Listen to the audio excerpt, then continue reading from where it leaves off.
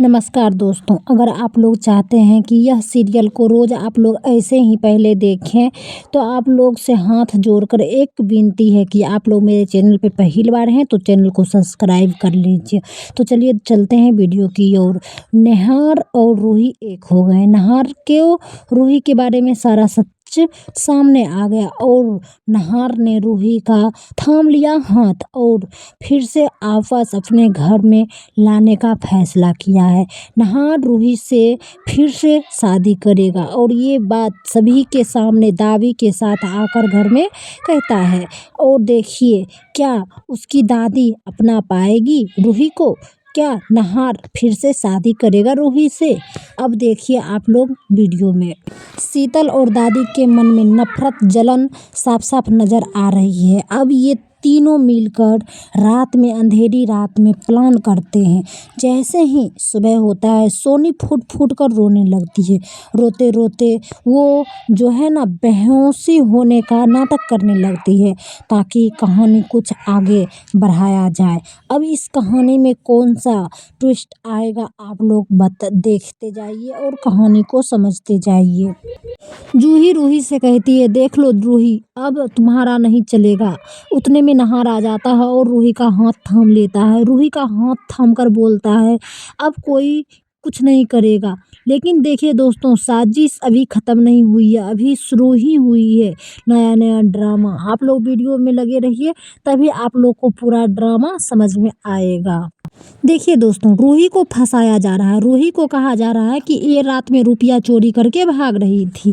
अब देखिए ये रुपया रूही ही चोरी की है या सोनी इसमें डाली है। आप लोग कहानी में लगे रहिए। निहार इस पे यकीन नहीं करता। निहार कहता है अगर ये चोरी की है तो ये भी बात सामने जरूर आएगी। सच कभी छिपता नहीं, सच सबके सामने तो एक दिन आना ही है।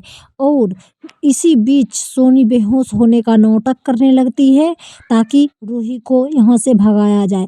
पर निहार को लगता है कि वो रूही चोरी कर ही नहीं सकती, काहे कि आज तक रूही किसी का बुरा सोची ही नहीं है।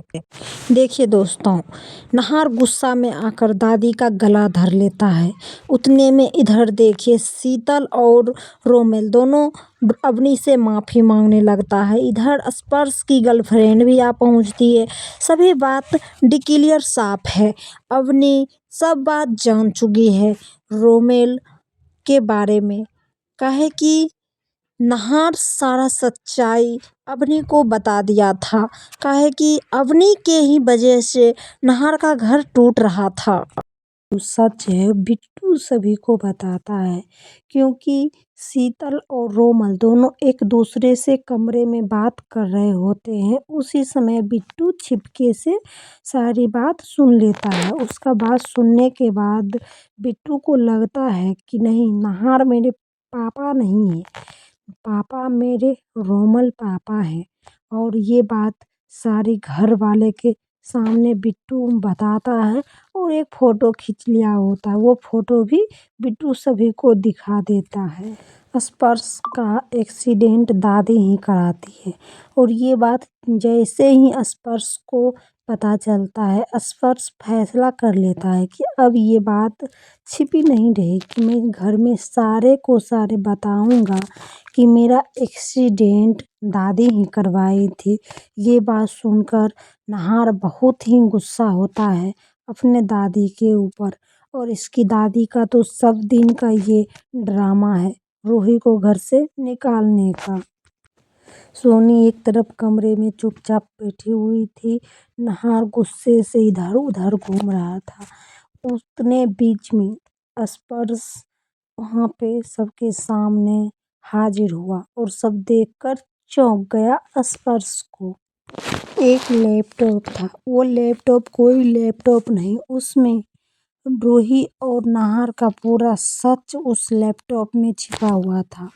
और स्पर्श वो लैपटॉप खोलता है और घर के बीच बैठ जाता है ताकि रूही का सारा सच्चाई सबके सामने आ जाए। उतने बीच रूही स्पर्श को देखकर बहुत ही घबरा जाती है। रूही को समझ में नहीं आने लगता है कि स्पर्श कर रहा है तो कर क्या रहा है। और इधर स्पर्श की गर्लफ्रेंड भी आ टपकती है और रूही इस चीज़ को लेकर बहुत खुश होती है कि अब नहार को शक नहीं होगा मुझ पर, क्योंकि हम तो कभी स्पर्श से प्यार किए ही नहीं। प्यार तो मैं सिर्फ नहार जी से ही करती हूँ। ये बात सुनकर शीतल का मुंह खुला का खुला ही रह गया। दादी ने रूही को घर से निकालने के लिए क्या कुछ नहीं किया, यहाँ तक कि स्पर्श को एक्सीडेंट में दादी ही करवाई थी। दादी एक्सीडेंट करवाकर ड्राइवर को रुपया देते हुए भी पकड़ी गई थी। क्या कुछ नहीं दादी की थी रूही को अपने घर से निकालने के लिए। यही सब बात को लेकर रूही बहुत ही परेशान थी और रूही बहुत फूट फूट कर रोने लगी, क्योंकि रूही बोलने लगी, मैंने दादी का क्या बिगाड़ा था। दादी मेरे साथ इतना जुल्म की, और माँ आप भी, मैंने तो आपको माँ समान माना था। मैंने जितना अपनी माँ को मानता था उतना मैंने आपको भी माना, फिर आप भी शीतल का ही साथ दिए। दादी और माँ दोनों मिलकर मुझे उल्लू बनाए, मुझे धोखा दिए। अब मैं चुप नहीं रहूँगी, मैं अपने हक हिस्सा के लिए ज़रूर लड़ूंगी सबसे, और मैं अपने हक हिस्सा लेकर रहूँगी, ऐसा रूही कहने लगी। इस बात को लेकर नहार बहुत ही गुस्सा में था और पूरा गोयंका हाउस डोल उठता है, क्योंकि नहार चीख चीख कर अपने दादी से पूछता है कि दादी तुमने ऐसा क्यों की। मैंने तुमसे ये उम्मीद नहीं लगा रखा था कि तुम मेरा घर तोड़ सकती हो। क्यों, आखिर क्यों, क्या था, क्यों मुझसे रूही को छीनी, रूही को दूर की। मैंने गलतफहमी में जीता रहा कि रूही ही मुझे छोड़कर चली गई, पर यहाँ तो बात कुछ और था।